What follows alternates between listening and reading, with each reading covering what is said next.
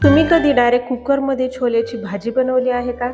बनवली नसेल तर आजची रेसिपी तुमच्यासाठीच आहे. तर इथे मी कुकर घेतलेला आहे, त्यामध्ये 1 कप भिजवलेले छोले घालून घेते. आता यामध्ये मी 3 हिरव्या मिरच्या घालून घेतलेल्या आहेत. आता यामध्येच आपल्याला 3 टोमॅटो कापून घालायचे आहेत. यामध्येच आपल्याला एक मोठा कांदा चिरून घेतलेला आहे तो घालून घेते. 2 तेजपत्ता घालून घेऊया. 1 दालचिनीचा तुकडा घालून घेऊया. थोडंसं चवीनुसार मीठ घालूया. पाव चमचा बेकिंग सोडा घालून घेऊया. आता यात 4 काळी मिरी घालून घेऊया. 2 लवंगा घालून घेऊया. थोडासा लसूण घालून घेऊया. पाव चमचा ओवा घालून घेऊया. आता एका दुसऱ्या भांड्यामध्ये मी 1 ग्लास पाणी घातले, त्यामध्ये मी 2 चमचे चहापत्ती घालून घेतलेली आहे. हे चहापत्तीचं पाणी आपल्याला उकळून घ्यायचं आहे आणि यामध्ये आपल्याला घालून घ्यायचं आहे.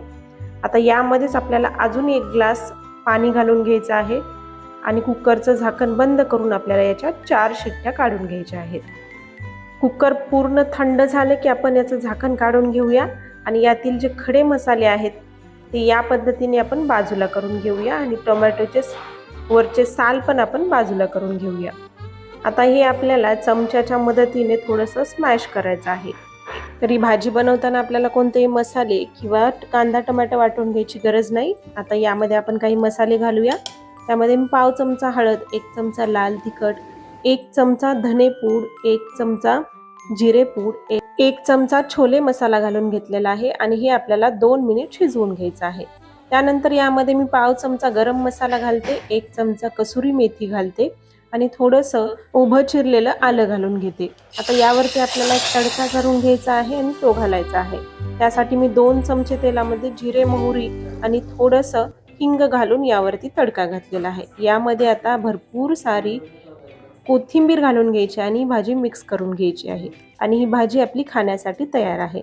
तर आज मी छोल्याच्या भाजीसोबत गरमागरम पुरी बनवलेली आहे.